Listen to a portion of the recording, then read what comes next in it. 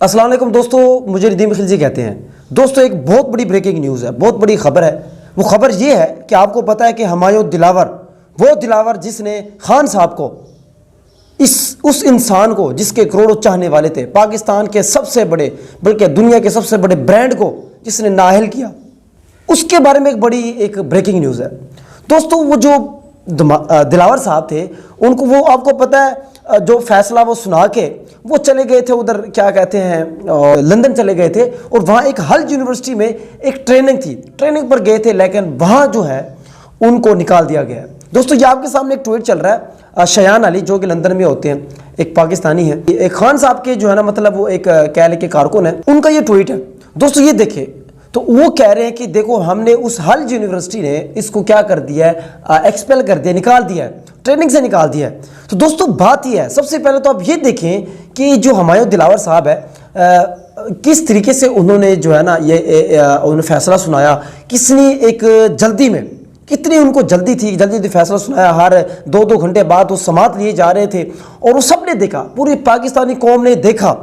आप बेशक जिस पार्टी से भी हैं, लेकिन अगर आप इंसाफ की ऐनक से देखेंगे तो आपको पता चलेगा कि वो फैसला कैसे सुनाया गया, सबको पता है, और कितनी जल्दी में वो सुनाया गया। तो दोस्तों बात ये है, अब वो वहाँ अचानक चले गए, उनको अचानक और फ़ौरन भेज दिया गया, अचानक और फ़ौरन उनको भेज दिया गया। लेकिन याद रहे दोस्तों, उनकी जगह किसी और जज ने जाना था, हुमायूं दिलावर की जगह किसी और जज ने जाना था, लेकिन उनको भेज दिया गया। और लेकिन दोस्तों वहाँ अब क्या हुआ, क्योंकि जो खान साहब के चाहने वाले हैं वो तो पूरी दुनिया में मौजूद हैं, उन्होंने जाके वहाँ एहतजाज किया, वहाँ उन्होंने ईमेलें की, वहाँ जाकर उन्होंने जो है एक अपने सोशल मीडिया के ऊपर उन्होंने अपना जो है ना एहतजाज रिकॉर्ड करवाया। तो उस यूनिवर्सिटी ने जो है ना हुमायूं दिलावर को निकाल दिया।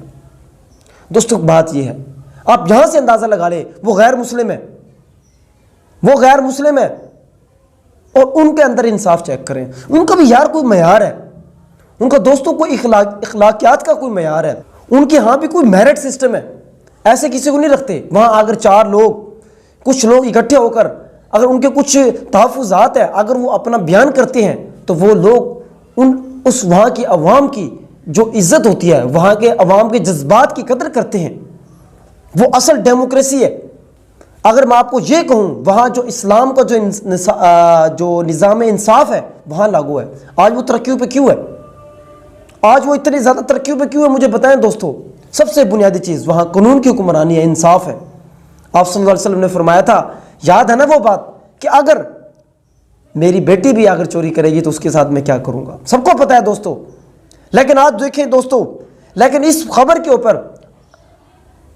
ऊपर जो हमारे अक्सर जो पाकिस्तानी है वो खुश हैं कि उसको निकाल दिया गया। लेकिन दोस्तों मैं आपसे एक सवाल पूछता हूँ, यकीन करें सोशल मीडिया भरा हुआ है, वहाँ अजीब सी पोस्टें चल रही हैं। वो कहता है कि इस बार हम 14 अगस्त नहीं मनाएंगे। हम किस मुंह से अपने 14 अगस्त मनाएं, हम तो शर्मिंदा हैं। आज हम अपने पाकिस्तान मुल्क के अंदर रहते हुए शर्मिंदा हैं। किस मुंह से हम पाकिस्तान की जो जश्न आज़ादी मनाएंगे? क्या हम आज़ाद हैं? क्या हमें यह इंसाफ है? बताइए आखिर हमें यह क्या मिल रहा है? आज हम अपने दिल की जज्बात, अपने दिल की बात, अपने जज्बात, अपनी जो जायज़ बात भी हम आगे नहीं पहुंचा सकते। दोस्तों आज शर्मिंदा है, हर पाकिस्तानी शर्मिंदा है इस निज़ाम इंसाफ से देख के कि यहाँ क्या हो रहा है इस मुल्क के अंदर, इस पाकिस्तान के अंदर। वो सोचते हैं कि आखिर ये पाकिस्तान क्यों बनाया गया, क्या सोच के बनाया गया कि ये इस्लाम है? अब तो ये कहते हुए भी शर्मिंदगी हो रही है, मुझे भी शर्म आ रही है कि ये हमारा इस्लामी मुल्क है। कोई इंसाफ ही नहीं है यार।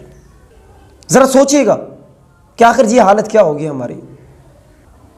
दोस्तों इसमें बहुत सी बातें हैं सोचने के लिए, ज़रूर सोचिएगा। अगर आप पाकिस्तानी, अगर आप सच्चे मुसलमान हैं तो ज़रूर सोचिएगा।